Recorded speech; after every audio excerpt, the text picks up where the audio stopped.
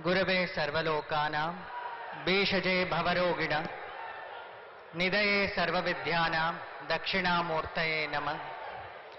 ಓಂ ಸತ್ಯಬ್ರಹ್ಮಾಯ ವಿದ್ಮಹೆ ಅಹಿಂಸಾ ಬೋಧಕಾಯ ಧೀಮಹಿ ತನ್ನೋ ಗಾಂಧಿ ಪ್ರಚೋದಯ.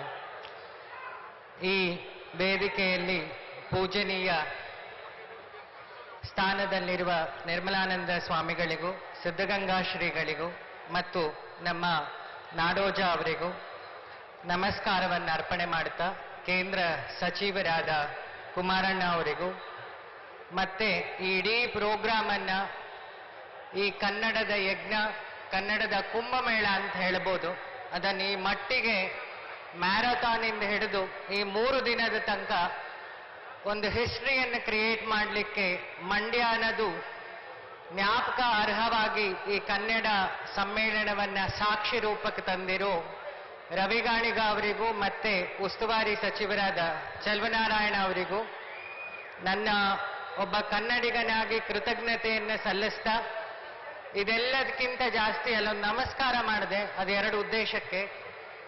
ಒಂದು, ಈ ಸಭೆಯನ್ನ ಎಲ್ಲವೂ ವ್ಯವಸ್ಥೆ ಇದ್ದು ಜನರ ಸಪೋರ್ಟ್ ಇಲ್ಲ ಅಂದ್ರೆ ಒಂದು ಸಭೆ ಪೂರ್ತಿ ಆಗ್ಲಿಕ್ಕೆ ಕಾರಣ ಇಲ್ಲ.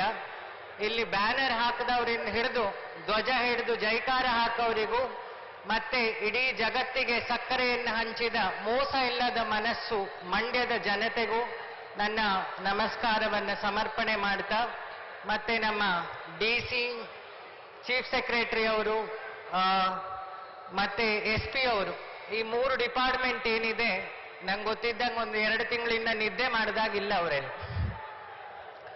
ರಾತ್ರಿ ಹಗಲು ಅವರ ಇಡೀ ಸಿಬ್ಬಂದಿ ವರ್ಗ, ಕಾನ್ಸ್ಟೇಬಲ್ಸ್ ಇಂದ ಹಿಡಿದು ಏನು ಅಫಿಷಿಯಲ್ಸ್ ತನಕನು ರಾತ್ರಿ ಹಗಲು ಕನ್ನಡಕ್ಕೋಸ್ಕರ 1 ತಿಂಗಳು ಅನುಷ್ಠಾನ ಮಾಡಿದಾಗೆ ಆ ಕಾರ್ಯಕ್ರಮವನ್ನು ತಂದವು. ಅದರ ಫಲ ಇಲ್ಲಿ ಕಾಣ್ತಾ ಇದೆ. ಸೊ ಅವರೆಲ್ಲರಿಗೂ ನನ್ನ ವಂದನೆಯನ್ನು ಸಲ್ಲಿಸ್ತಾ, ನಮ್ಮ ಇಲ್ಲಿ ಎಲ್ಲ MLAಗಳು, ಆಶ್ರಮದ ಅತಿ ಹತ್ತಿರದ ಪರಿಚಯದವರು, ನಮ್ಮ ಉದಯಣ್ಣ ಇರ್ಬೋದು, ನರೇಂದ್ರ ಸ್ವಾಮಿ ಅವರಾಗ್ಬೋದು, ಬಂಡಿ ಸಿದ್ದೇಗೌಡಕ್ಕೆ ಮಂಡ್ಯದ ಒಂದು ಕ್ರಿಕೆಟ್ ಟೀಮ್ ಇದ್ದ ಹಾಗೆ ಆ ಮ್ಯಾಸಿವ್ ಪವರ್ ಇರೋದ್ರಿಂದ ಇಲ್ಲಿ ಇಷ್ಟೊಂದು ಕೆಲಸ ಮಾಡ್ಲಿಕ್ಕಾಯ್ತು. ಅವರಿಗೆಲ್ಲ ಕನ್ನಡಿಗರ ಪರವಾಗಿ ಕೃತಜ್ಞತೆಯನ್ನು ಸಲ್ಲಿಸ್ತಾ ಇದ್ದೀನಿ. ಇನ್ನೊಂದು ವಿಚಾರ, ಈಗಷ್ಟೇ ನಮ್ಮ ಮಹೇಶ್ ಜೋಶಿ ಅವರು ಹೇಳಿದ್ರು ಕನ್ನಡದ ಹೇಗೆ ಬೆಳೆಸಬೇಕು ಅಂತ. ಯಾಕೆ ಅವ್ರ ಇಡೀ ಜೀವನ ಕನ್ನಡಕ್ಕೆ ಇಟ್ಟುಬಿಟ್ಟಿದ್ದಾರೆ.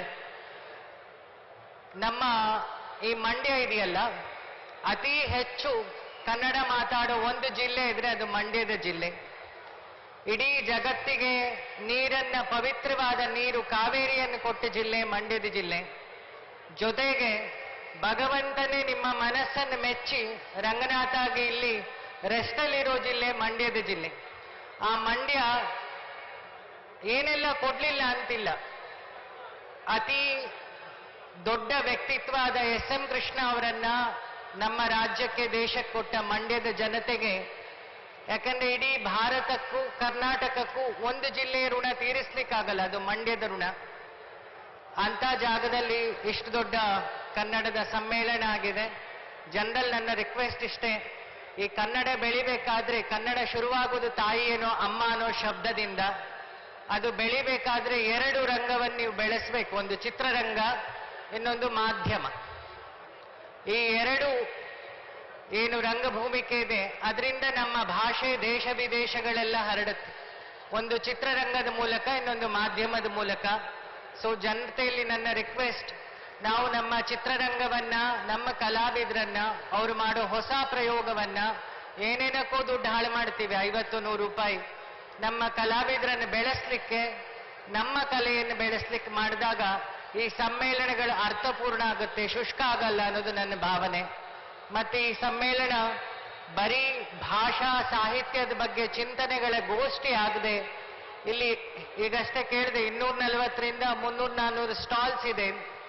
ಎಷ್ಟೋ ಜನ ನಮ್ಮ ಹಳ್ಳಿಗರಿಗೆ, ಗುಡಿ ಕಾರ್ಮಿಕರಿಗೆ ಉದ್ಯೋಗವನ್ನು ಕ್ರಿಯೇಟ್ ಮಾಡಿದೆ, ಅವರಿಗೆ ಆದಾಯಕ್ಕೆ ದಾರಿ ಮಾಡಿಕೊಟ್ಟಿದೆ. ಎಷ್ಟೋ ಜನ ಇವೆಂಟ್ ಮ್ಯಾನೇಜ್ಮೆಂಟ್ ಮಾಡೋರಿಗೆ, ಶಾಮಿಯಾನ ವರ್ಕರ್ಸಿಗೆ, ಆಟೋದವರಿಗೆ, ಬಸ್ ಅವರಿಗೆ ಉದ್ಯೋಗವನ್ನು ಕ್ರಿಯೇಟ್ ಮಾಡಿದೆ. ಸೊ ಒಂದು ಸಮ್ಮೇಳನದಲ್ಲಿ ಆರ್ಥಿಕ ಸಬಲೀಕರಣಕ್ಕೂ ಈ ಸಮ್ಮೇಳನ ಸಾಕ್ಷಿಯಾಗಿದೆ. ಹಾಗಾಗಿ ನೆಕ್ಸ್ಟ್ ಸಮ್ಮೇಳನವನ್ನ ಬಳ್ಳಾರಿಯಲ್ಲಿ ಮಾಡಬೇಕು ಅಂತ ಜೋಶಿ ಅವರು ಹೇಳಿದ್ರು. ನಾನು ನಮ್ಮ ಜೋಶಿ ಅವರಲ್ಲಿ ಇನ್ನೊಂದು ರಿಕ್ವೆಸ್ಟ್, ಸಚಿವರಲ್ಲೂ ಸಮೇತ, ಅದಾದ್ಮೇಲೆ ನಮ್ಮ ಕಾಫಿನಾಡು ಚಿಕ್ಕಮಗಳೂರಲ್ಲಿ ಇದೇ ತರ ಕನ್ನಡ ಸಾಹಿತ್ಯ ಸಮ್ಮೇಳನ ಆಗಲಿ ಅಂತ ಹೇಳಿ ನನ್ನ ಹಂಬಲ್ ರಿಕ್ವೆಸ್ಟ್ ಅನ್ನು ಮಾಡ್ತಾ, ಈ ಎಲ್ಲ ಈ ಸಭೆ ಚಂದ ಕಾಣಲಿಕ್ಕೆ ನಮ್ಮ ಕನ್ನಡ ಸಂಘದ ಒಕ್ಕೂಟದ ಸುಮಾರು ಸದಸ್ಯರಿದ್ರು. ಪಕ್ಷಾತೀತವಾಗಿ JDS, BJP, ಕಾಂಗ್ರೆಸ್ ಪಕ್ಷ ಭೇದ ಇಲ್ಲದೆ ಎಲ್ಲ ಜನರು, ಎಲ್ಲ ಕಾರ್ಯಕರ್ತರು ಇದನ್ನ ಈ ಕನ್ನಡ ಮಾತೆ ಯಜ್ಞವನ್ನ ಚಂದಗಾಣಿಸಿದ್ದೀನಿ. ಇನ್ನೂ ಒಂದು ವಿಚಾರ ಏನಂದ್ರೆ, ಈ ಭಾರತದ ಭೂಪಟದಲ್ಲಿ ಎರಡನ್ನು ಮಾತ್ರ ದೇವಿಯ ಫೋಟೋದಲ್ಲಿ ನೋಡ್ಬೋದು. ಒಂದು ಕರ್ನಾಟಕದ ಭುವನೇಶ್ವರಿ, ಇನ್ನೊಂದು ಭಾರತ ಮಾತೆ. ಅಂತ ಪವಿತ್ರವಾದ ಮಣ್ಣಲ್ಲಿ, ನೆಲದಲ್ಲಿ ನಾವು ಹುಟ್ಟಿದ್ದೀವಿ. ಆ ಮಣ್ಣಿನ ಋಣ ನಾವೆಲ್ಲರೂ ತೀರಿಸುವ. ಕನ್ನಡ ವಾರಕ್ಕೊಂದು ದಿನ IT ಹುಡುಗರಿಗೆ ನನ್ನ ರಿಕ್ವೆಸ್ಟು, ಕನ್ನಡದಲ್ಲಿ ಮೆಸೇಜ್ ಮಾಡಿ, ಕನ್ನಡದಲ್ಲಿ ಮಾತಾಡಿ. ಬರೀ ಕ್ಲಾಪ್ಸ್ ಹೊಡೆದ್ರೆ ಏನೂ ಆಗಲ್ಲ. ಸೊ ನಾವು ಆಕ್ಷನ್ನಿಗೆ ಬಂದ್ರೆ ವರ್ಕ್ ಆಗುತ್ತೆ. ಮತ್ತೆ ಎಲ್ಲ ಊರಲ್ಲಿ IT ವರ್ಕ್ ಮಾಡ್ತಿರೋ ಹುಡುಗರು ನಮ್ಮೂರಿನ ಗೋರ್ಮೆಂಟ್ ಶಾಲೆಯನ್ನ ಬರೀ ಗೋರ್ಮೆಂಟ್ ವೃದ್ಧಿ ಮಾಡಲಿ ಅನ್ನೋಕ್ಕಿಂತ ನಮ್ಮ ಸಂಬಳದಲ್ಲಿ ಒಂದೊಂದು ಶಾಲೆಯನ್ನು ನಾವು ಡೆವಲಪ್ ಮಾಡ್ತಾ ಹೋದ್ರೆ ಕನ್ನಡ ಇನ್ನೂ ಉಳಿಯುತ್ತೆ ಅಂತ ಹೇಳ್ತಾ ನನ್ನ ಮಾತನ್ನು ಮುಗಿಸ್ತಿದ್ದೀನಿ. ಎಲ್ಲರಿಗೂ ಒಳ್ಳೆಯದಾಗಲಿ.